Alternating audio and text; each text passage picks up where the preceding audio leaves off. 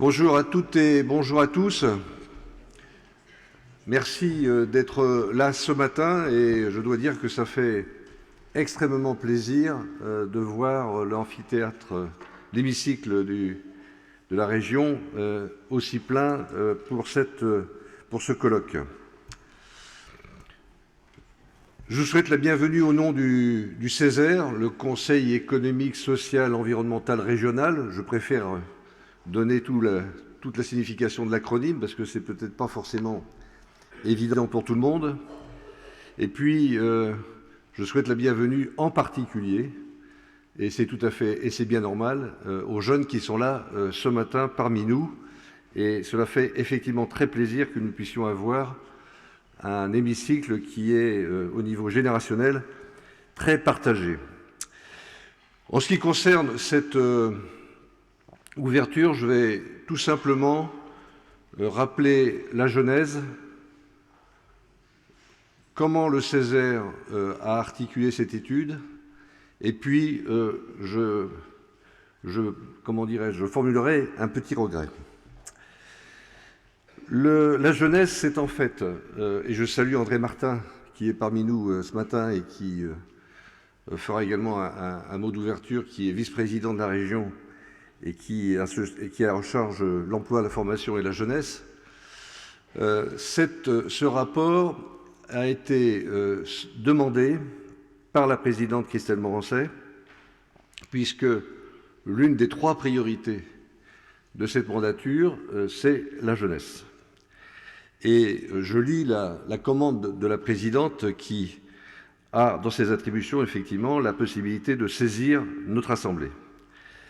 Donc c'est une contribution qui a été demandée au CESER sur la cohérence, la lisibilité des politiques jeunesse à l'échelle régionale et pour élaborer de nouvelles actions en direction des jeunes. Bref, comment la région, qui est une collectivité stratège, peut effectivement intégrer les problématiques de jeunesse dans l'ensemble de ces politiques régionales.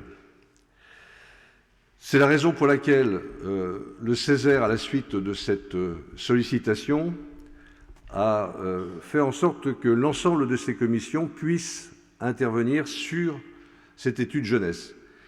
En général, il y a une commission thématique qui prend un rapport.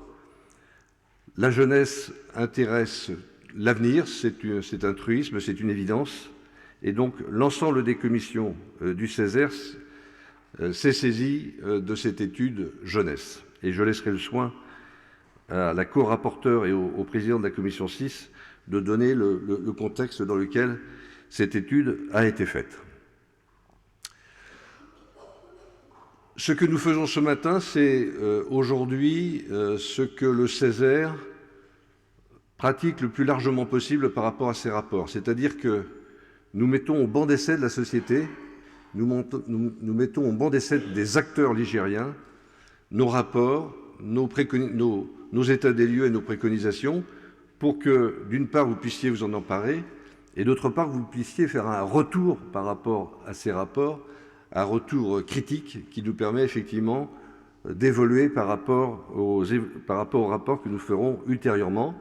C'est ce que nous avons fait il y a quelques mois sur les formations sanitaires et sociales. C'est ce que nous faisons actuellement dans les territoires sur le rapport de l'arbre et de la haie. De façon presque systématique aujourd'hui, les rapports qui viennent du CESER sont mis au banc d'essai des Ligériens et c'est ce que nous allons faire ensemble ce matin. J'ai dit tout à l'heure que j'avais un regret, je vais l'énoncer et terminer là-dessus. Cette étude s'est faite dans des délais très rapides, 4 mois à peu près. Ce qui veut dire que, bien sûr, il y a eu beaucoup d'auditions d'acteurs, beaucoup d'auditions de personnes engagées à différents titres dans les politiques jeunesse, mais 4 mois, ça ne nous a pas permis de faire des tables rondes, ça ne nous a pas permis de faire participer les jeunes eux-mêmes. Et nous aurions souhaité le faire, mais les délais et les moyens ne nous le permettaient pas.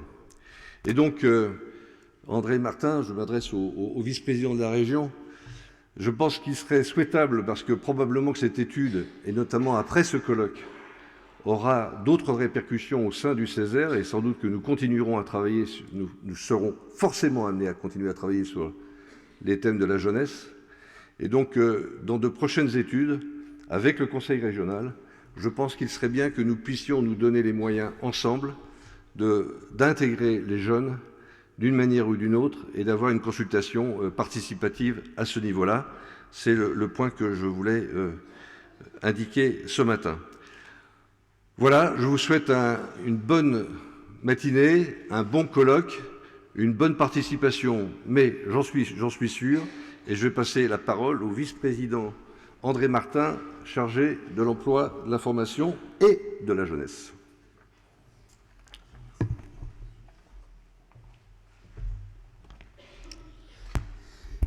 Merci, Monsieur le Président du Césaire, Mesdames et Messieurs les membres du Césaire, mes chers collègues élus, Nathalie, Sophie, Mélanie, Mesdames et Messieurs, et puis surtout, chers jeunes ligériens.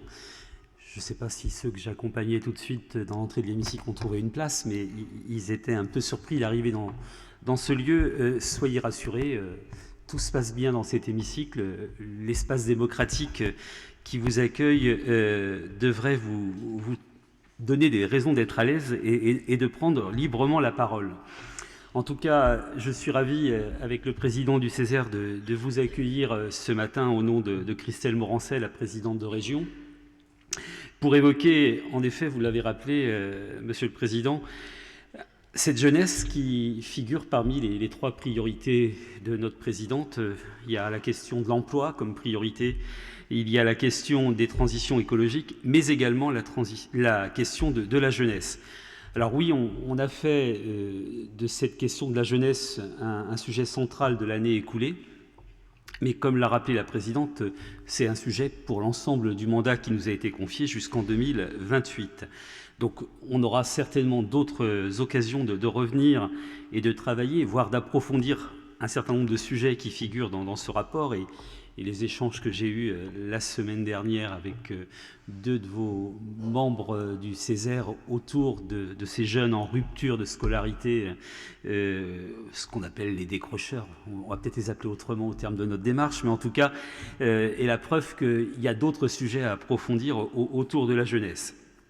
En tout cas, sur ce sujet qui nous a occupés au cours de l'année passée et qui va encore nous occuper pour le reste du mandat, comme je l'indiquais, la présidente Morancet a une véritable ambition, c'est évidemment de mener une politique générale, mais des politiques en particulier à destination de la jeunesse, et surtout de permettre à cette jeunesse d'avoir des parcours, ou un parcours, j'ai envie de dire des parcours, puisque vous mettez un S à jeunesse, qui les conduisent vers l'autonomie en réduisant les inégalités, quelles que soient ces inégalités, qu'elles soient d'ordre social ou territorial.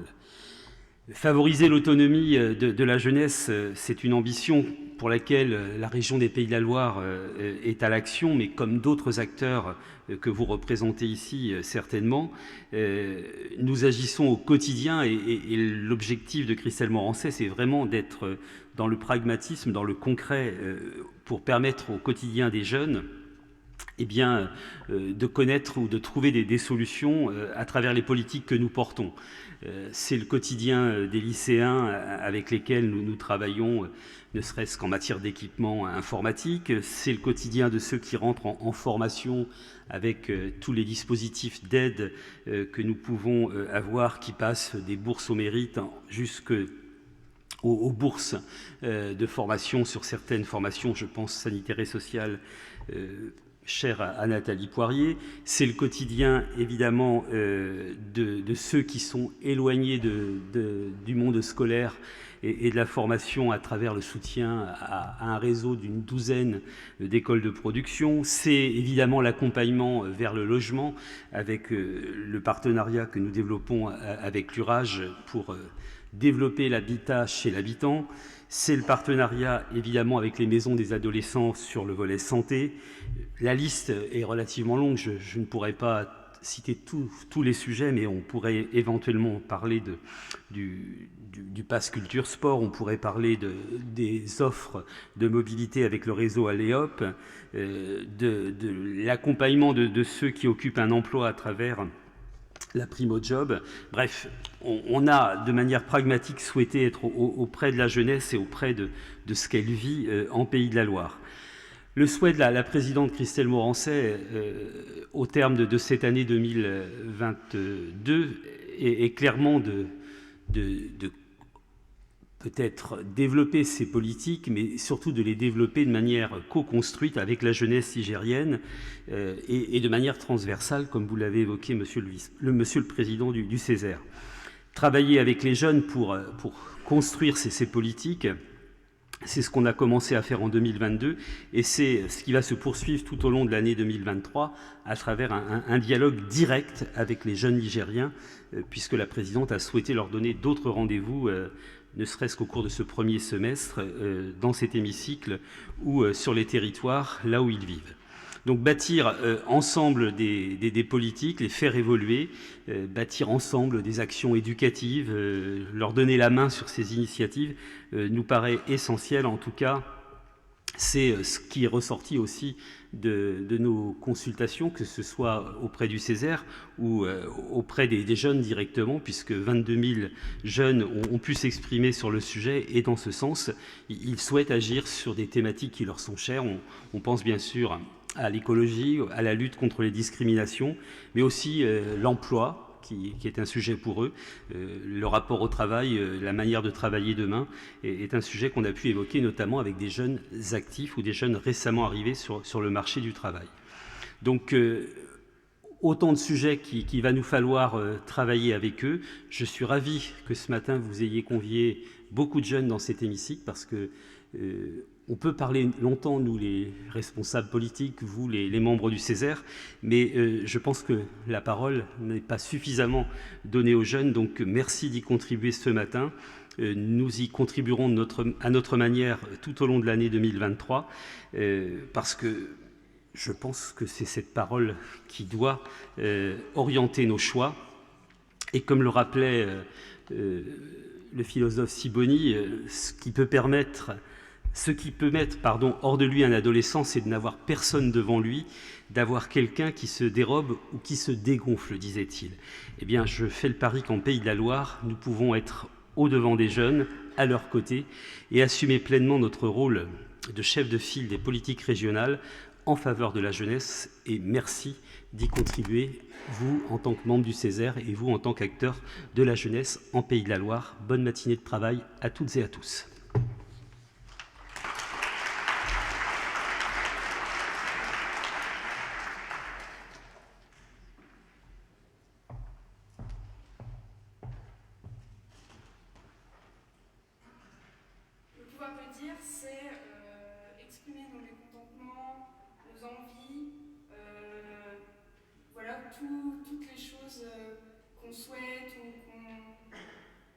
Qu'on souhaite changer ou voilà quoi, enfin s'exprimer pour moi c'est super important, donc c'est exprimer ce dont on a besoin. Parfois c'est pas forcément des sujets qui touchent juste les jeunes, parfois c'est l'écologie, plein de choses différentes qui touchent un peu tout le monde, les questions sur le sexisme, l'homophobie, le racisme, tout ça. Pour moi c'est pas vraiment juste parfois axé sur les jeunes, les combats de mener quoi, c'est sur société en général. Ça veut dire beaucoup de choses, dire s'exprimer, partager, pour agir, il faut le dire. Je pense que c'est une belle phrase, ça, déjà. Pour moi, pouvoir de dire, c'est justement pouvoir donner la parole aux jeunes, qui parfois, en fait, soit la parole ne nous est pas donnée, ou soit elle nous est donnée, mais en tant que représentant jeune, et parfois, par expérience, je dis, parfois, en fait, on nous donne la parole, mais sans prendre en compte ce qu'on dit, et sans réellement comprendre nos problématiques et souvent passer à la légère. Nos problématiques sont souvent passées à la légère. Et c'est ça qui est assez dommage. Pourtant, on a plein de choses à dire. On est jeune, donc on peut dire qu'on ne participe pas vraiment à la société, mais en tout cas, on existe et parfois, on est invisible et on n'est pas représenté.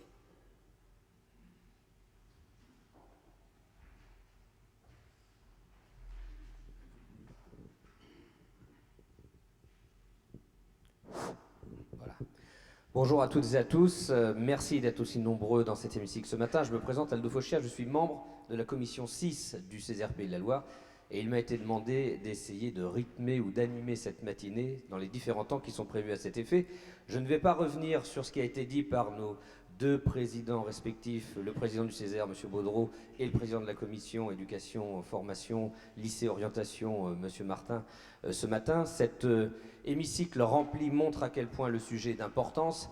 Les premiers jeunes qui se sont exprimés, merci à eux, merci à Madison, merci à Rohan et Madjouline, dont deux seront présents ce matin et nous les aurons en table ronde pour les entendre aussi ce matin avec nous. On les remercie d'avoir accepté de jouer ce jeu, non seulement de l'interview, mais aussi de nous accompagner pour encore pouvoir nous dire pourquoi il faut aller les chercher, pourquoi il faut les entendre, pourquoi ils ont des choses à dire dans la société actuelle. Cette contribution, jeunesse, pouvoir de dire, pouvoir d'agir, votée en juin 2022, nous donne l'occasion d'être réunis aujourd'hui. Peut-être avez-vous pu vous saisir du rapport soit sur le site du Césaire puisqu'il est accessible en ligne, soit à l'entrée lorsque vous êtes arrivé ce matin. Si ce n'est pas le cas et si vous n'avez pu le découvrir pour l'instant, d'ici quelques instants, Florence Lacaze, co-rapporteur de ce rapport, et Jacques Bourdron, président de la commission éducation, formation, tout au long de la vie, métier de demain, viendront vous en dire quelques mots d'ici quelques instants. Et comme les colloques de Césaire ne sont pas là que pour donner de l'information, mais surtout pour vous faire participer, entendre ce que vous avez vous aussi à dire sur la thématique qui est proposée, pour repartir en fin de matinée avec des pistes d'action concrètes qui permettront, nous l'espérons en tout cas, une mise en œuvre la plus efficiente et efficace possible derrière, au service de la société et au service des jeunes en l'occurrence, eh bien nous allons avoir différents temps dans la matinée. Ce premier temps, d'ici quelques instants, de présentation générale et assez rapide de l'étude sur une vingtaine de minutes. Puis nous partirons en atelier avec des thématiques spécifiques liées à la jeunesse, que ce soit sur l'orientation, que ce soit sur le monde du travail, que ce soit sur la santé, que ce soit sur l'investissement dans les politiques publiques. Voilà, vous êtes inscrits dans des ateliers, on donnera toutes les consignes tout à l'heure, mais vous avez déjà d'inscrits sur votre badge, normalement la salle dans laquelle vous vous retrouverez. Nous aurons un petit temps de restitution d'ateliers, puis une table ronde, enfin, avec différents acteurs qui rebondiront sur l'ensemble de ce qui aura pu être dit au cours de la matinée, et notamment des restitutions et des pistes d'action concrètes qui auront pu émaner des différents ateliers où nous participerons. Voilà, sans attendre maintenant, pour vous donner dans un premier temps les grandes lignes de ce rapport jeunesse, pouvoir de dire, pouvoir d'agir, je demande à Jacques Bourdron, président de la commission 6 du Césaire, et Florence Lacaze, co-rapporteur, de venir et de vous donner en quelques mots les grandes lignes de ce qui a été réalisé.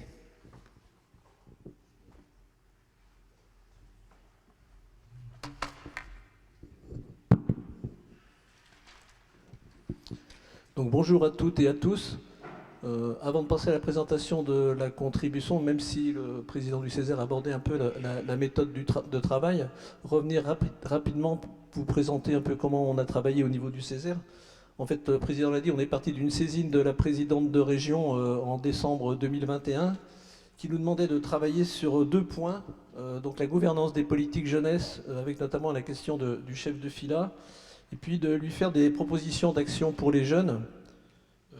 Donc le bureau du Césaire de janvier 2022 a défini un peu la méthode, c'est-à-dire que c'était notre commission, donc la commission éducation, formation tout au long de la vie et métiers de demain qui portait la contribution, mais c'était un travail transversal du Césaire puisque toutes les commissions ont contribué à ces travaux. Et puis, on a, malgré le temps contraint, on a fait des auditions, des tables rondes. De mi-mars à mi-avril, on a organisé 9 tables rondes. Et donc, on a auditionné une quarantaine de personnes, donc ce qui donne un travail très transversal et avec une participation extérieure relativement importante.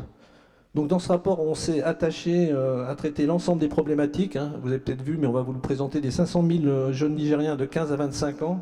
Alors on les a ciblés un peu, il y a 125 000 lycéens, 130 000 étudiants, 35 000 apprentis, 14 600 demandeurs d'emploi, 170 000 salariés, et puis ça ne fait pas le compte, donc il y a 24 500 jeunes qu'on considère comme invisibles puisqu'ils sont dans aucune de ces catégories. Et puis du fait du temps contraint, on s'est également attaché à traiter la tranche d'âge des 15-24 ans, mais on est convaincu qu'il faut regarder la période de la jeunesse dans une dimension globale, allant de l'enfance jusqu'à l'âge adulte, qui a tendance à se décaler vers 30 ans. Et dans notre contribution, vous le verrez, on préconise que la région élargisse ses actions jusqu'à cet âge. Donc, Jacques le disait, il y a deux parties dans notre contribution. Dans la première partie de sa contribution, le Césaire a étudié la forme que pourrait prendre l'application du chef de filât des politiques jeunesse en Pays de la Loire, en lien avec les acteurs du territoire, qui a été pour nous la question centrale de la saisine. Alors, chef de filât, de quoi parle-t-on ? Le chef de filât est une notion complexe à appréhender. S'il faut en retenir, c'est que la loi égalité et citoyenneté du 27 janvier 2017 instaure le rôle de chef de file des régions afin d'organiser les modalités de l'action commune des collectivités et de leurs établissements publics dans cette politique jeunesse, dit la loi. Pour autant, la compétence jeunesse n'est pas propre à la région, mais partagée, vous le savez, à tous les échelons du territoire, État, collectivités, avec par délégation un certain nombre d'acteurs associatifs inscrits en proximité. Si la région est attendue pour organiser l'action commune, elle n'a pas pour autant un pouvoir de contrôle et de décision sur les autres collectivités, c'est important, qui conservent, de par la Constitution, leur autonomie d'administration. Son pouvoir est donc incitatif, d'impulsion, de proposition et d'animation. Le Césaire s'est appuyé dans cette réflexion sur les expériences d'autres régions et sur un recueil des attendus en Pays de la Loire par le biais des auditions nombreuses et déjà nommées et des contributions de commissions mais aussi d'organisations membres du Césaire tout aussi riches. Au premier abord, nous avons noté la complexité de la mise en œuvre de cette politique avec d'un côté l'État qui s'est recentré sur ses compétences régaliennes mais continue à décliner des dispositifs jeunesse régulièrement comme le contrat engagement jeune et un millefeuille de dispositifs et d'acteurs, tel qu'il est nommé, et qui, contrairement à ce que nous pensions, est apparu comme tout à fait nécessaire pour répondre à la fois au maillage de proximité et aux spécificités histoire locale. Être jeune dans la ruralité n'est pas la même chose que dans une ville-centre, par exemple. Plusieurs constats au regard de l'ensemble de ces éléments. D'abord, si les dispositifs existants sont utiles, ils sont d'un avis commun assez illisibles dans leur complémentarité ou peut-être leur redondance ou leur absence dans certaines zones de notre région. Les fameux trous dans la raquette, avons-nous entendu régulièrement. Aussi, ce n'est pas sur la création de nouveaux dispositifs qui risqueraient de venir s'empiler sur l'existant que la région est attendue, mais dans un rôle d'assemblier pour permettre à chacun de s'y retrouver, que ce soit les acteurs qui mettent en place les politiques publiques, les jeunes et leurs familles. À noter que ce constat de l'attendu de la région dans sa fonction d'assemblier a fait l'unanimité, tant pour l'État, les départements, les collectivités, les associations auditionnées, toutes orientations confondues. Un autre élément à retenir est la notion de transversalité, qui vient clairement impacter les choix de gouvernance pour la région, dans ce que cela implique d'adaptation et concertation nouvelles, vous l'avez entendu, au regard de la multiplicité des acteurs. Enfin, l'intérêt de bâtir des articulations entre acteurs nous est apparu également structurante et efficiente pour répondre notamment aux besoins des moyens financiers pour intervenir dans un champ aussi vaste. Alors, quels attendus en Pays de la Loire ? Lorsqu'on parle d'assemblier, de réunir l'ensemble des parties prenantes pour établir des stratégies communes, de coordonner ces stratégies entre les différents niveaux de collectivité, c'est à la méthode du dialogue structuré que le Césaire Pays de la Loire fait référence. Il considère pertinent de le mettre en œuvre. Qu'est-ce que le dialogue structuré, allez-vous me dire ? Eh bien, je vous réponds tout de suite. Il est lui aussi défini dans la loi du 27 janvier 2017 en tant que processus annuel d'échange entre les jeunes, les représentants de la société civile et les pouvoirs publics. Nous en avons repéré deux types dans les autres régions qui ne s'opposent pas nécessairement. L'un qui s'adresse directement aux jeunes, un autre associant les acteurs, collectivités, État, acteurs institutionnels et associatifs. Pour le Césaire Pays de la Loire, et sans hésitation, c'est une démarche incluant l'ensemble des acteurs référencés et les jeunes eux-mêmes qui est préconisée, avec la nécessité de penser une organisation adaptée. Nous avons cité dans le rapport, vous l'avez lu, le dispositif PEDT, Projet éducatif territorial, que nous avons considéré comme une méthode avérée et inspirante de concertation sur laquelle la région peut s'appuyer. Vous le voyez affiché, nous avons relevé plusieurs enjeux essentiels afin de fluidifier la capacité à agir ensemble et à faire en sorte que cette politique publique réponde aux attendus des principaux concernés, c'est-à-dire les jeunes eux-mêmes. Sur ce sujet, là aussi, le Césaire a été unanime. Plutôt que de mettre en place un conseil régional des jeunes qui a existé par le passé, il nous a semblé nécessaire de donner toute leur place aux jeunes et à leur expression sur l'ensemble des politiques publiques et pas uniquement celles que nous, adultes, parfois vieillissants, pouvons considérer comme étant de leur ressort. Nombre d'outils existent en la matière, ils sont cités dans la contribution. Mais au-delà, la relation avec les territoires et les acteurs de proximité est un élément essentiel sur lequel la région peut s'appuyer. Donc, au regard de cette analyse, nous avons identifié 2 grandes priorités dans lesquelles nous avons classé nos préconisations. La priorité 1, c'est répondre à l'attendu d'une région jouant un rôle d'assemblier des politiques jeunesse. Pour cela, comme c'est expliqué de manière plus détaillée dans la contribution, le Césaire préconise à la région de se positionner officiellement en tant que chef de file, en initiative de transversalité et de structuration, dans un esprit d'animation et de partenariat pour combler les manques identifiés. D'utiliser également la méthode du dialogue structuré pour réunir des univers souvent éclatés, de réunir les acteurs autour de grandes orientations stratégiques afin de favoriser la visibilité et lisibilité pour tous les bénéficiaires et d'inclure les jeunes dans le dialogue structuré en les sollicitant sur l'ensemble des sujets. Le Césaire préconise ensuite à la région de réaliser un diagnostic des besoins des jeunes Nigériens, de cartographier le territoire à l'échelle des EPCI, à la fois les profils des jeunes, mais aussi les offres de structures d'accompagnement, en portant une attention particulière aux jeunes les plus éloignés, les NEETs, ni en emploi, ni en études, ni en formation. Enfin, soutenir les acteurs de proximité et assurer un maillage sur chaque territoire pour faire le lien et aller chercher les jeunes, les accompagner ensuite à pouvoir dire et à pouvoir agir.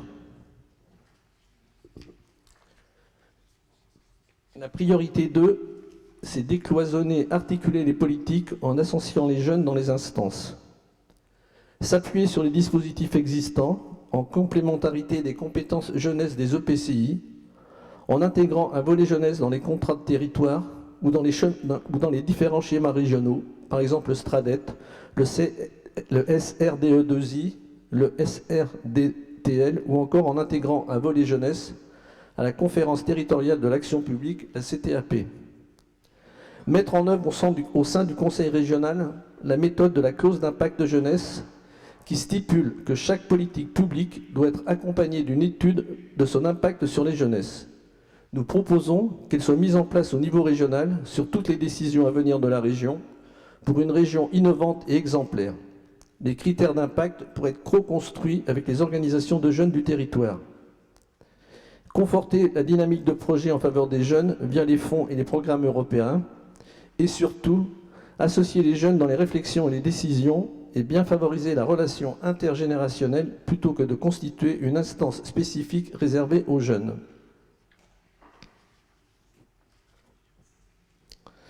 Dans la partie 2, le Césaire a identifié les enjeux des jeunesses et propose un plan d'action pour y répondre. Lorsque l'on parle de la jeunesse, de quoi parle-t-on ? Tout d'abord, la jeunesse ne peut être une classe d'âge réduite à une catégorie homogène, celle du jeune. La jeunesse est plurielle, c'est la raison pour laquelle le Césaire parle dans sa contribution des jeunesses, en incluant tous les profils de jeunes plutôt qu'en les dissociant. Il est important de prendre en compte cette pluralité pour n'exclure personne et d'avoir à l'esprit, on le voit dans le graphique, que si environ 15 à 20% des jeunes sollicitent les structures d'accompagnement, une majorité de jeunes ne rencontrent pas de difficultés d'insertion.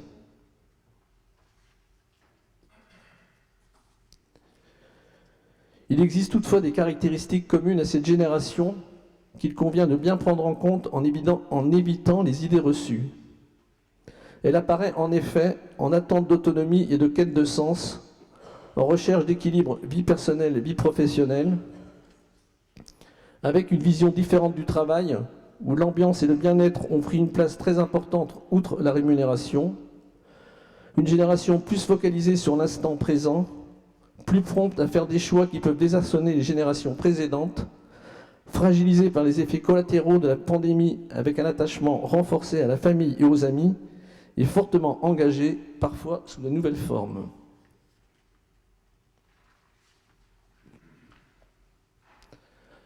À travers les études, essais, paroles de jeunes et auditions, le Césaire a identifié 15 enjeux majeurs des jeunesses. Le premier, les jeunesses françaises et ligériennes sont au cœur d'un paradoxe.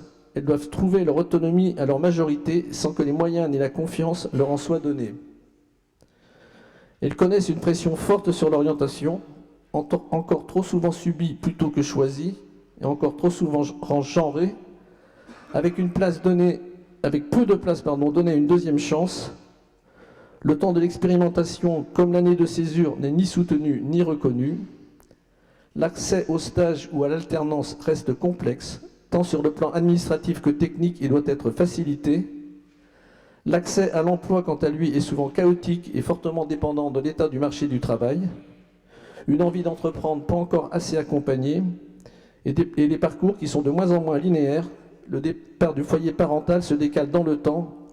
On observe des allers-retours que nous avons appelés dans notre rapport les trajectoires yo-yo.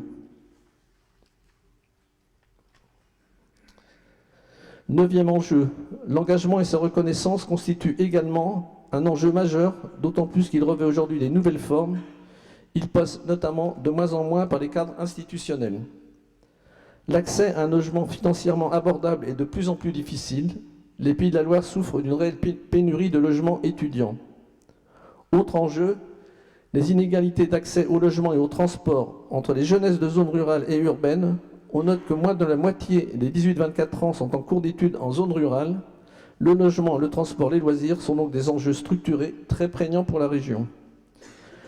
La dégradation de la santé mentale des jeunesses, très impactée par la crise Covid, est une préoccupation majeure. Les questionnements sur le genre, comme les inégalités de genre, sont des sujets qui préoccupent de plus en plus les jeunesses.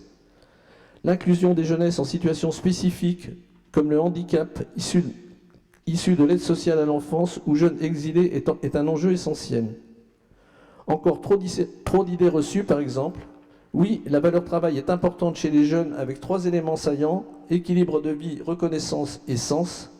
Oui, leur engagement est fort. C'est une tranche d'âge qui s'engage de plus en plus avec les seniors, mais c'est de nouvelles formes.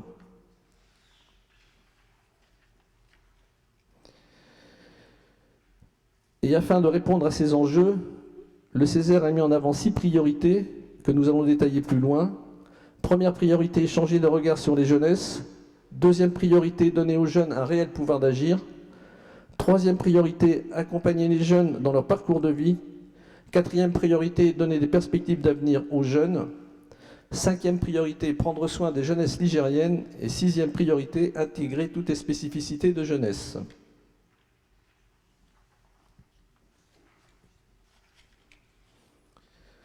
Donc vous trouverez bien sûr dans la contribution toutes les pistes d'action identifiées par le Césaire. Nous allons en parcourir quelques-unes, classées par priorité d'action. Alors le Césaire considère que la région peut avoir une fonction d'ambassadrice, peut soutenir et faire des propositions hors de son champ de compétences pour améliorer les situations de jeunesse et tenir compte de l'écosystème dans lequel ils et elles vivent, tels que le champ de l'éducation, pour que les jeunes et leur parcours éducatif, tant scolaire et hors temps scolaire, soient au centre des projets de la communauté éducative, les questions de parentalité, l'accompagnement à la parentalité, tant pour les parents de ces jeunes, je pense au droit au répit des parents de jeunes en situation de handicap par exemple, mais aussi pour les jeunes adultes déjà parents et les besoins non pourvus en crèche pour leur permettre d'accéder à la vie professionnelle, l'accès aux droits et aux soins dans une amélioration de l'accès mais également de prévention et de lutte contre le non-recours sur lequel nous avons été alertés régulièrement. Le non-recours, c'est-à-dire ne pas faire appel à ses droits, ne pas faire valoir ses droits. Concernant l'accès aux soins, nous avons bien noté le nouveau plan santé de la région et qui rejoint d'ailleurs les attendus du rapport et qui a été voté en session plénière.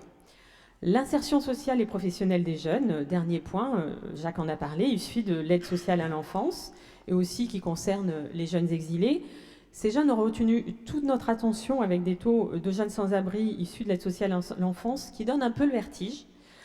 La cohérence entre l'action départementale et régionale prend ici tout son sens, avons-nous noté, mais également avec l'État. Les employeurs se heurtent à des murs administratifs, nous ont-ils dit, pour garder dans l'emploi ces jeunes lorsqu'ils atteignent leur majorité, alors qu'ils les ont et qu'elles les ont précédemment formés. Le Césaire souhaite sensibiliser la région sur l'importance de changer de regard sur les jeunesses dans leur pluralité et leur diversité avant de mettre en place une politique publique jeunesse en Pays de la Loire. Cela passe par une meilleure connaissance des jeunes Nigériens et de leurs attentes. C'est la raison pour laquelle le Césaire préconise de lancer un questionnaire diagnostic jeunesse en Pays de la Loire pour donner la parole aux jeunes et permettre à la région de mieux connaître les profils et les attentes des jeunesses nigériennes. En complément du travail fait par le CARIFOREF pour mieux identifier les jeunes invisibles, la région pourrait s'inspirer du travail de cartographie statistique réalisé par la docteure en sciences de l'éducation Claire Caboche, que nous avons auditionné, étude réalisée en région Centre-Val de Loire. Changer de regard, c'est également considérer l'âge de la jeunesse depuis la sortie de l'enfance jusqu'à 30 ans, dans la mise en place d'un plan d'action jeunesse régional, mais aussi poser un regard bienveillant et optimiste sur les jeunes, en recueillant leur feedback sur la communication régionale les concernant, par exemple.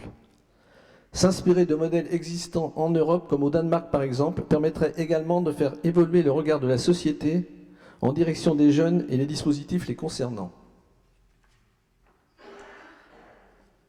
2 points ici. Favoriser l'accès à l'autonomie des jeunes, c'est-à-dire mettre en place une stratégie de développement des aptitudes psychosociales, analyser une situation, faire des choix, savoir s'informer, prendre la parole, monter des projets sont nécessaires à la construction de l'autonomie et à l'avenir des jeunes. On a un atelier sur ce sujet tout à l'heure. Pour le Césaire, il s'agit de former à une citoyenneté active pour apprendre à vivre et agir ensemble.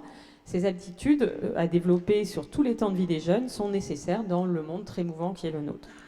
2e point, reconnaître et valoriser les valeurs de l'engagement volontaire des jeunes. Le Césaire a considéré que l'engagement devait en soi être entendu comme choisi et non imposé et avait en tant que tel à être valorisé. Si les formes d'engagement ont évolué vers des formes plus spontanées et une volonté d'avoir un impact rapide sur le monde, le sens de l'engagement et du collectif est toujours là, et le désir de s'engager pour une cause ou dans la vie associative également, encore plus lorsque l'entourage s'y est déjà engagé. On voit bien que la question de la transmission est importante. De la même manière, nous avons noté que soutenir les associations qui favorisent et forment les jeunes à l'engagement est un des enjeux de ce sujet. Priorité 3, la région a mis en place un certain nombre d'outils et de pratiques tarifaires pour faciliter les déplacements des jeunes. Le Césaire a considéré qu'il fallait mener des actions encore plus incitatives sur les transports collectifs en direction de tous les jeunes, avec par exemple des week-ends à 1 €, l'extension de l'abonnement Alléop à la période estivale. L'hébergement, on l'a déjà dit, reste ainsi un sujet très difficile. Aussi, le Césaire insiste et préconise par exemple de créer des partenariats pour faire face à la pénurie de logements ou d'accorder des aides spécifiques aux jeunes, au-delà de ce qui existe aujourd'hui. La priorité 4, la région pourrait donner de nouvelles perspectives d'avenir aux jeunes Nigériens en simplifiant l'accès aux stages par la mutualisation des différentes plateformes de stages existantes sur le territoire, la simplification des démarches administratives en passant par exemple des conventions avec les chambres consulaires, en s'inspirant du tutorat d'entreprise et le développer au sein des établissements de formation pour mieux répondre aux besoins d'accompagnement personnalisé des jeunes les plus en difficulté, en encourageant la pluralité des orientations professionnelles, entrepreneuriat, associatif, fonction publique, en créant un dispositif type Learning Expedition en Pays de la Loire pour permettre aux jeunes de découvrir en 5 jours les possibilités que les 5 départements de la région leur offrent, visites d'établissements, d'entreprises, de villes, séances de développement personnel. Autre priorité, prendre soin des jeunesses nigériennes, améliorer la prévention santé des jeunes et leur bien-être en favorisant l'interconnaissance entre acteurs, santé, animation, insertion, pour mener des actions de prévention et de repérage précoce des signaux faibles du mal-être adolescent, de mettre en place des chèques d'accès aux soins en santé mentale adapté aux tarifications pratiquées et de créer un numéro d'urgence unique d'appel SOS Jeunes, comme le 18 pour les pompiers ou le 15 pour le SAMU, et d'élargir les e-pass régionaux, dont le e-pass santé, et favoriser l'articulation des e-pass régionaux avec les passes nationaux en s'assurant de leur complémentarité. Et enfin, la priorité 6, intégrer toutes les spécificités des jeunesses. Le Césaire préconise de doter les lycées de référents handicap, comme il en existe dans les CFA, en renforçant l'attractivité de la fonction et en mettant en place des formations dédiées en partenariat avec la GFIP, de favoriser l'insertion professionnelle des jeunes en situation de handicap via des aides d'incitation à l'embauche pour les employeurs au-delà de tout équipement technique, de soutenir la mise en place dans les territoires ruraux de campus de projets facilitant l'engagement et la création de projets citoyens, ou encore d'encourager le développement de conventions entre la protection judiciaire de la jeunesse et la région, en lien avec la sécurisation des parcours des jeunes et la formation professionnelle.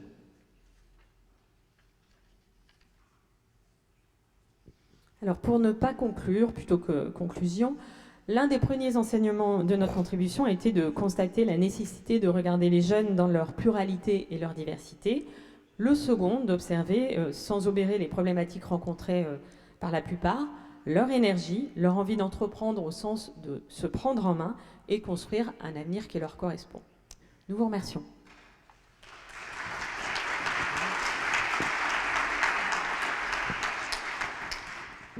Merci Jacques et Florence pour cette présentation, toute cette assemblée. Alors, cette assemblée, elle est composée de représentants du monde de l'éducation, du monde de l'entreprise, des collectivités territoriales, de toutes les structures qui, de près ou de loin, accompagnent et sont au contact des jeunes et de jeunes eux-mêmes en formation initiale socio-scolaire, par apprentissage ou sous d'autres modes.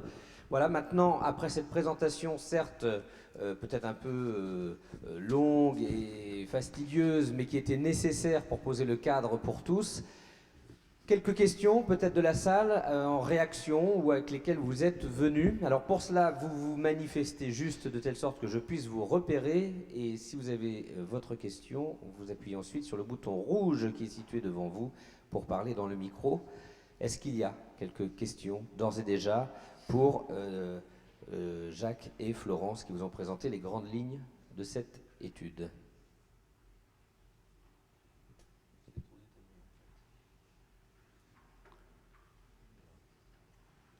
Non? Parfait, parfait.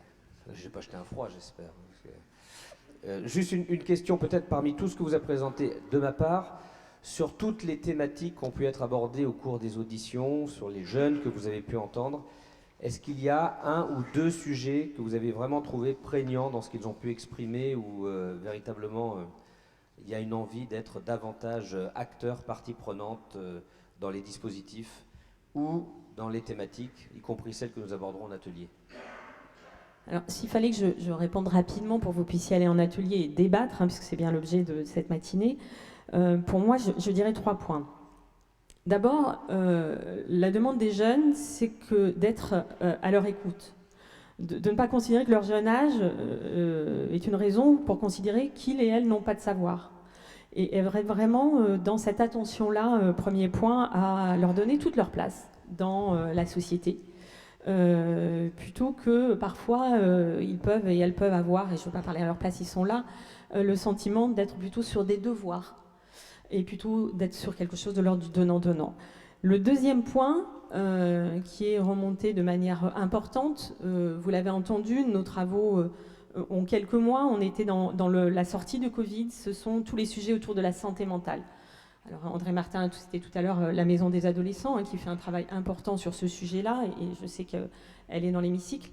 Ces sujets sont des sujets de préoccupation pour les familles, pour les jeunes eux-mêmes, pour toutes celles et ceux que nous avons auditionnés, toutes les organisations que nous avons auditionnées, nous ont fait part de ce sujet-là, effectivement, qui est devenu un sujet de préoccupation important après 2 ans extrêmement compliqués. Et le troisième point, c'est le droit de se tromper.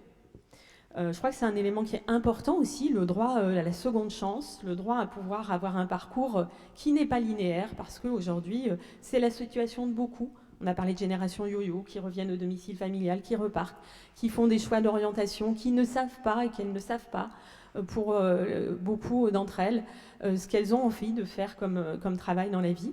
Et donc la possibilité d'avoir ce temps-là, le temps de se tromper, le temps de pouvoir choisir, avec une complexité administrative aujourd'hui, ça nous a été dit sur l'accès au stage, ça nous a été dit sur Parcoursup par exemple, et toutes les questions d'orientation, qui renforcent des tensions, des charges mentales chez les jeunes et leurs familles, et sur lesquelles, je crois, on a nécessité à peser collectivement. Alors dans ce qui est exprimé, il y a effectivement bon nombre de thématiques qu'on va retrouver dans les ateliers. Et pour nourrir déjà un peu ces ateliers, parce que la priorité c'est la parole aux jeunes, on retrouve tout de suite une vidéo avec Rowan, Majouline et Madison sur justement ces thématiques que l'on va aborder.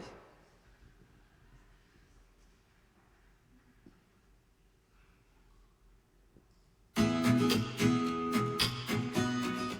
pourrait peut-être associer les jeunes aux politiques publiques en faisant des micro-trottoirs ou en interviewant de façon plutôt naturelle, quoi. Je pense, dans un premier temps, s'intéresser à la jeunesse et dans un second temps, essayer de les comprendre et de surtout les écouter, mais sans réellement de jugement. Par exemple, je suis dans un quartier dit défavorisé de Nantes, et il y a beaucoup d'actions qui sont menées aux jeunes, mais je trouve la chose un peu contraignante, c'est qu'on nous donne la parole, mais on nous donne la parole en tant que jeunes de quartier défavorisé. C'est-à-dire que sans même rien dire, on nous donne déjà une étiquette sur jeunes et en plus les quartiers défavorisés. Donc ça serait dans un premier temps reconsidérer la place des jeunes, leur importance.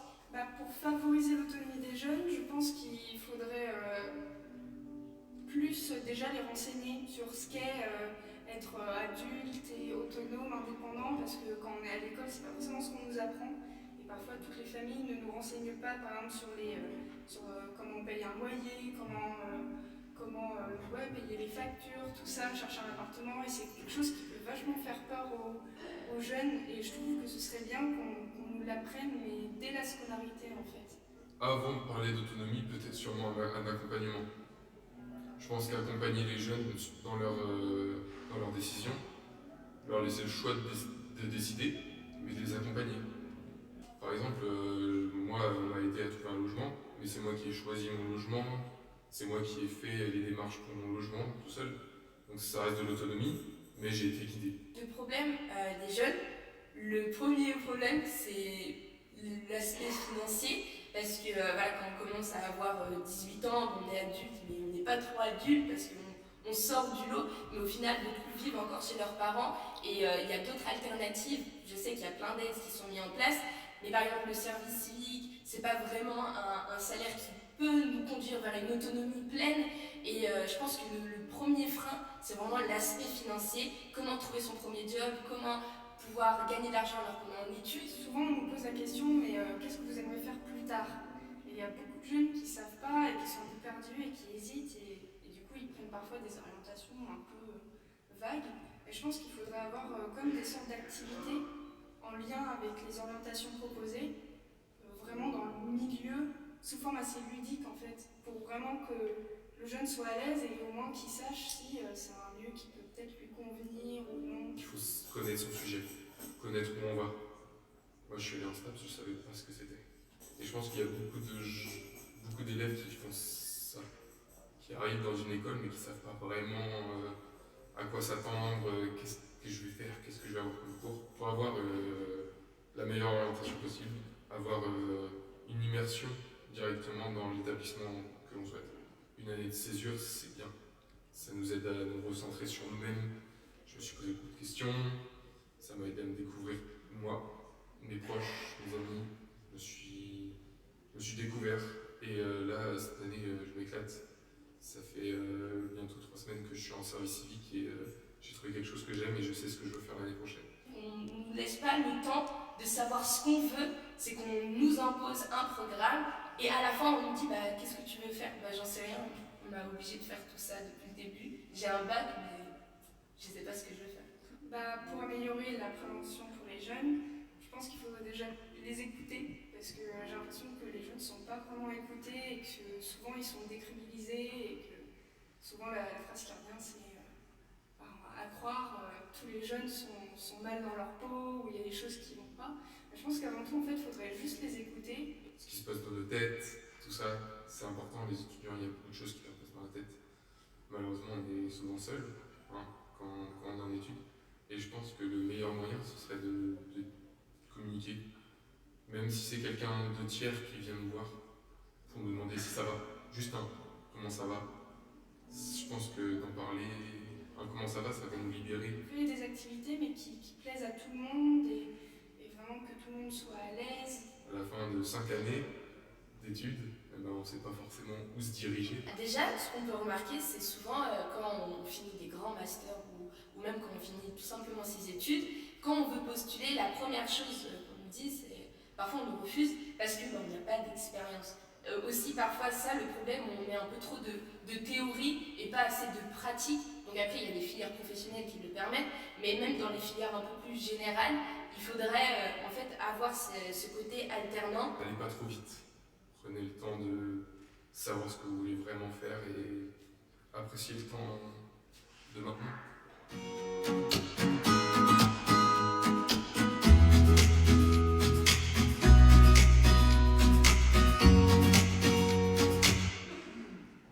Voilà, des paroles de jeunes qui en disent long, oui, sur ce qu'ils ont envie, ce qu'ils souhaitent et où ils nous attendent aussi quelque part.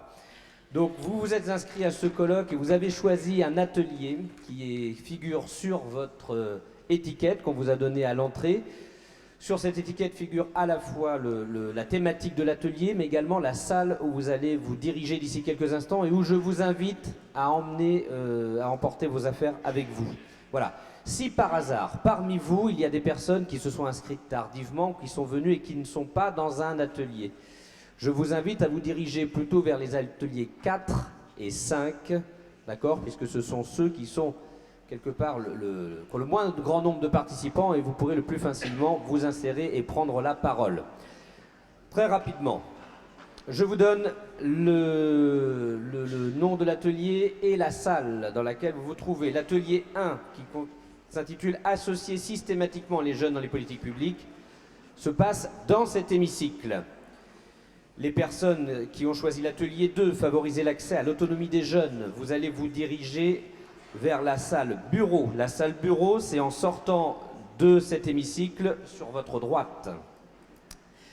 Ensuite, l'atelier 3 qui s'intitule « Renforcer les moyens d'accès à l'orientation choisie ».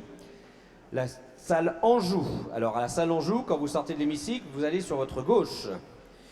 L'atelier 4, améliorer la prévention santé des jeunes et leur bien-être. Quand vous sortez de l'hémicycle, c'est sur votre droite, pas loin de la salle bureau. Sur l'atelier 4, c'est fait. L'atelier 5, enfin, renforcer le partenariat entre le monde de l'éducation et le monde du travail, la question des stages. Vous descendez dans le salon d'honneur en bas de l'escalier sur votre droite. Voilà. Chaque atelier, bien sûr, est animé par des membres du Césaire. Et l'objectif des ateliers, c'est bien de pouvoir échanger et ressortir avec des actions concrètes. Vous avez entendu lorsque Jacques et Florence ont présenté les grandes lignes du rapport que dans les préconisations, vous avez des pistes d'action, mais parfois qui peuvent encore rester sous la forme de phrases générales. Là, on vous demande vraiment de dire, dans chacune de ces thématiques, concrètement, voilà ce qu'il faudrait faire, voilà ce qu'il serait intéressant de faire à la lecture du rapport, à la lecture de vos échanges et à la lecture de la parole des jeunes. Et on se retrouve dans cet hémicycle ensuite pour la restitution à 11h25. Je vous souhaite un bon travail.